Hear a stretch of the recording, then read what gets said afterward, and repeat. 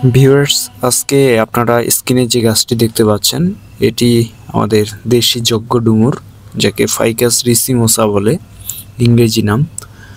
এটি আমি কিছুদিন আগে একটা গাছের অংশ কেটে ফেলার পর এটিকে আবার পুনরায় একটি গাছে পরিণত করলাম। দেখুন, ইতিমধ্যে গাছটির যে গ্রোথ এই ছোট্ট একটি পটের মধ্যে অসাধারণ।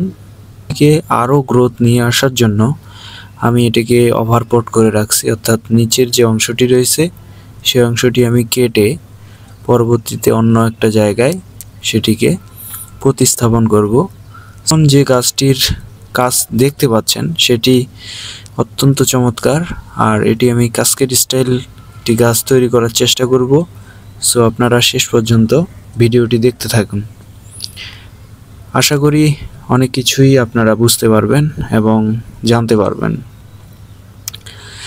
জাস্ট আমি একটি টবের উপর বসিয়ে দিলাম, মাটির আমি আগেই দিয়ে দিছি টবটাতে। সো এখন যে কাজটি করব আমি, দেখুন ব্রাঞ্চগুলো সবগুলোই এলোমেলো অবস্থায় রয়েছে এবং এদিক সেদিক, আর এইভাবেই যদি বাড়তে থাকে তাহলে, যেহেতু আমি একটি ছোট কাস্কেড স্টাইল বনসাই তৈরি করার চেষ্টা করছি, সেক্ষেত্রে আমার বিষয়টি হবে এমন যে ছোট্ট একটা গাছের মধ্যেই ডালগুলো থাকবে আঁকা বাঁকা। আর সচরাচর আমরা একটা অনেক বয়স্ক গাছের দেখে থাকি যে গাছগুলো আঁকা বাঁকা হয়ে থাকে এবং সব কিছু মিলেই একটা অন্যরকম ভিউ থাকে। এই বিষয়টি আমি এখানে ফুটে তোলার চেষ্টা করছি এবং করব। ও আমার হাতে আপনারা যে তারটি দেখতে পাচ্ছেন এটি আসলে সাধারণ আমরা যে লোহার জিআই তার ব্যবহার করি তা না, এটি হচ্ছে অ্যালুমিনিয়ামের তার। এই বিষয়টি আপনাদের মনে রাখতে হবে। আমি অনেক জায়গায় অনেক ভিডিওতে বা অনেক গ্রুপে পোস্টে দেখি তারা এই জিআই তারগুলো দিয়ে এমনভাবে পেঁচে রাখছে, সো গাছটির অবস্থা একদম নাজেহাল হয়ে যায়। কারণ আমরা জানি জিআই তারগুলোতে মরিচা আসে, আর মরিচা আসলে গাছের ডালের অনেক ক্ষতি করবে। অপরদিকে আমি যে তারটি ইউজ করছি এটি হচ্ছে অ্যালুমিনিয়ামের তার, অর্থাৎ এই তারে কোনো আপনার মরিচা আসে না এবং তারটি খুবই সুন্দর এবং খুবই মজবুত। অর্থাৎ আপনি যেভাবে একটা ডাল শেপ দেওয়ার চেষ্টা করবেন ঠিক তেমনই হবে। ওদিকে আপনাকে তারটি এমনভাবে পেঁচাতে হবে যেন 45 ডিগ্রি অ্যাঙ্গেলে তারটিকে পেঁচানো যায়। সো এর থেকে আরও কাছাকাছি, অর্থাৎ আপনি যদি 45 ডিগ্রি না করে 30 ডিগ্রি অ্যাঙ্গেলে করেন তাহলে কিন্তু গাছের ডালটিতে একটি ভয়াবহ স্ক্র্যাচ হওয়ার চেষ্টা করে, অর্থাৎ হয়, যাতে করে গাছটি আপনার ড্যামেজ হওয়ার সম্ভাবনা থাকে।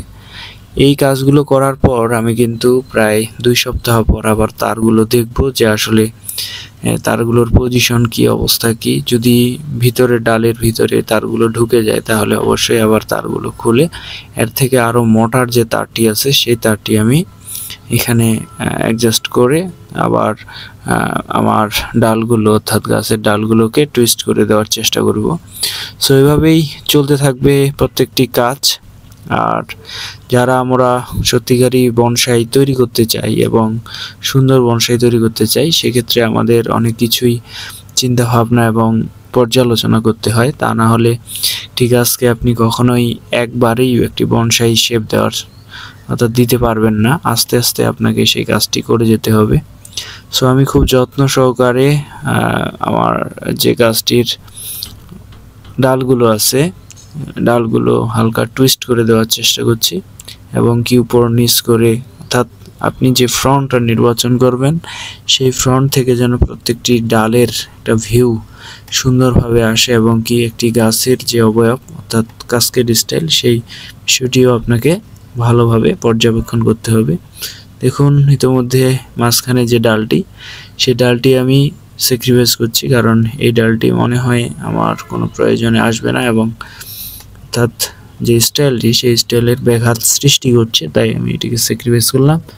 এখন নিচের দিকে ডালগুলো হালকা টুইস্ট করে দেওয়ার চেষ্টা করছি, অর্থাৎ সব কিছু মিলেই আপনার চোখের একটা নির্দিষ্ট মাপ অনুযায়ী আপনি এই কাজগুলো করতে থাকবেন এবং দূর থেকে কখনো কাছাকাছি গাছটিকে দেখার চেষ্টা করবেন এবং প্রত্যেকটি বিষয়ে আপনাকে অবশ্যই পর্যবেক্ষণ করে ডালগুলো ওয়্যারিং করতে হবে।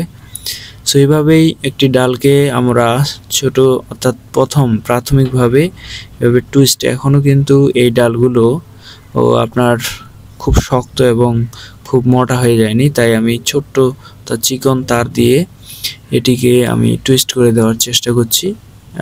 1 থেকে 2 সপ্তাহের মধ্যে দেখবেন যে ডালগুলো একদম শক্ত এবং এর থেকে তুলনামূলকভাবে অনেক মোটা এবং স্বাস্থ্যবান হয়ে আসছে। সো ভিউয়ার্স, এইভাবেই একটি গাছকে আস্তে আস্তে আপনারা বনসাই শেপ দেওয়ার চেষ্টা করবেন, অর্থাৎ এই গাছটি আনুমানিক হতে আর 1 থেকে 2 বছর লাগবে। সো এটি হচ্ছে প্রাথমিক একটি স্ট্রাকচার, আর এই স্ট্রাকচারটা দাঁড় করাটাই হচ্ছে আমাদের মূল লক্ষ্য এবং উদ্দেশ্য।